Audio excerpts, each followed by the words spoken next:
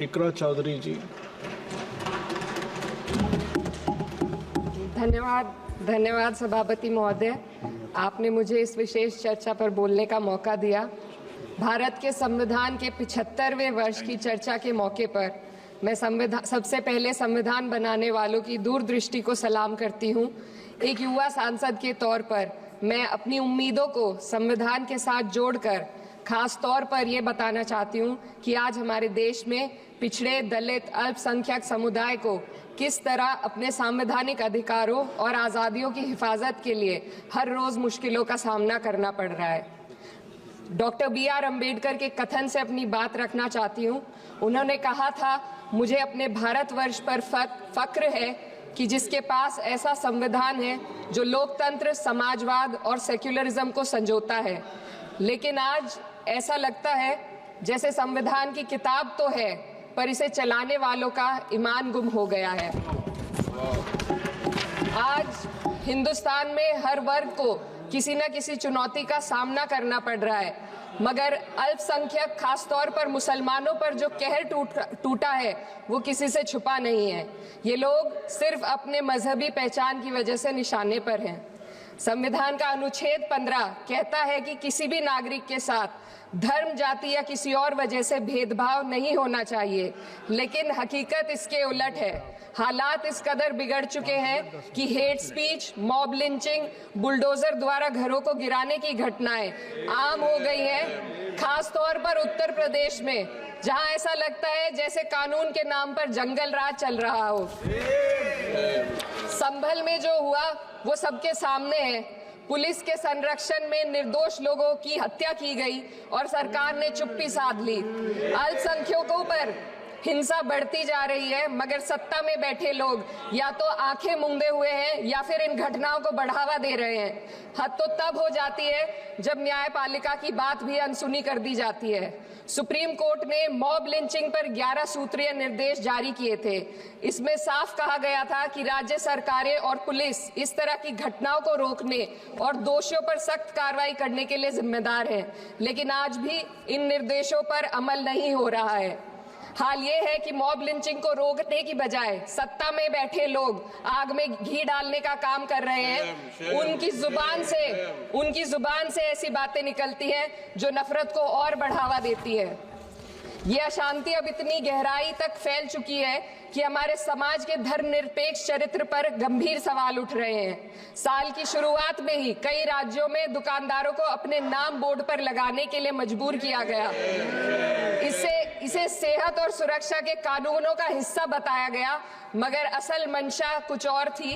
ये कदम खास तौर पर मुसलमान दुकानदारों को निशाना बनाकर उठाया गया ताकि उनकी रोजी रोटी पर चोट की जाए।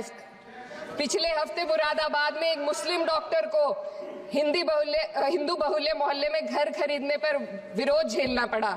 वजह बताई गई कि इससे मोहल्ले की सामाजिक शांति बिगड़ जाएगी। अब आप ही बताइए, क्या ये वजह सही है, जायज है? असल में ये छोटी बड़ी घटना इस बात का सबूत है कि सांप्रदायिकता को बढ़ावा देने वाले बयान और नीतियां हमारे समाज को अंदर से खोखला कर रही है। उत्तर प्रदेश में यति नरसिंहन ने बेहद घटिया बयान दिया, लेकिन सरकार इन बयानों पर कोई कार्रवाई नहीं कर रही। हेट स्पीच न केवल जनमानस के विचारों को प्रदूषित करती है, बल्कि इससे अब संवैधानिक पदों पर बैठे लोगों को भी प्रभावित कर दिया है। अभी हाल ही में माननीय उच्च न्यायालय इलाहाबाद के माननीय न्यायाधीश ने ऐसे बयान दिए जिसका संज्ञान खुद सुप्रीम कोर्ट को लेना पड़ा। संविधान के अनुच्छेद 29 और 30 ने अल्पसंख्यकों को उनके मजहबी और सांस्कृतिक हक दिए हैं ताकि वो अपनी पहचान को बचा सके और अपने संस्थान चला सके, लेकिन आज उन्हीं हकों पर हर तरफ से चोट की जा रही है। वक्फ जैसे बिल लाकर उनके धार्मिक अधिकारों को छीनने की कोशिश की जा रही है।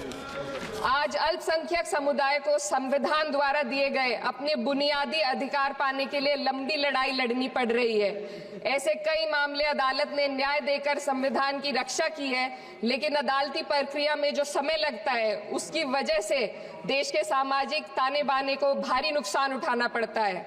मिसाल के तौर पर इलाहाबाद हाई कोर्ट ने 2004 के मदरसा एक्ट को रद्द कर दिया था, जिससे मदरसों के संचालन पर सवाल उठे हालांकि सुप्रीम कोर्ट ने बाद में इस फैसले को पलट दिया और एक्ट को वैध करार दिया, लेकिन इस प्रक्रिया में जो समय लगा उसने अल्पसंख्यकों को बेचैनी और संघर्ष के दौर में डाला है। इसी कड़ी में प्लेसेस ऑफ वर्शिप एक्ट 91 भी आता है और कई अन्य अधिकार, उन्हें भी इसी तरह अदालती लड़ाइयों में उलझाया जा रहा है।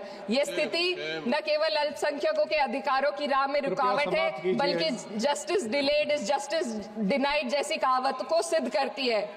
मैं इस सदन से दुनिया भर के अल्पसंख्यकों की आवाज उठाना चाहती हूँ, खास तौर पर हमारे पड़ोसी देश बांग्लादेश में अल्पसंख्यकों के साथ जो हो रहा है वे दिल को गहरे तक चोट पहुंचाने वाला है। उनकी जान माल की हत्या की जा रही है। बांग्लादेश हो या हिंदुस्तान हो या कोई और देश, अल्पसंख्यकों की सुरक्षा, इज्जत और अधिकारों की हिफाजत हर सरकार की सबसे पहली जिम्मेदारी होनी चाहिए।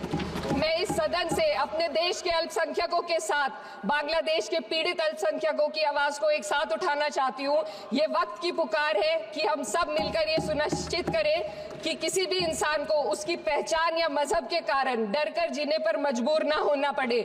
जहाँ हक छीने जाते हैं वहाँ अमन खो जाता है। ये बात हर सरकार को समझनी चाहिए। अगर हम सच में अपने संविधान का सम्मान करना चाहते हैं तो हमें नफरत और भेदभाव को खत्म करना होगा। हमें ये दिखाना होगा कि ये मुल्क हर वर्ग, हर जाति, हर धर्म और हर समुदाय का है, और जब तक ऐसा नहीं होगा तब तक संविधान की आत्मा सिसकती रहेगी। सर, अपनी बात को खत्म करते हुए मैं एक शेर अर्ज करना चाहती हूँ। ये दाग दाग उजाला, ये शब गजीदा शहर, वो इंतजार था जिसका, ये वो शहर तो नहीं।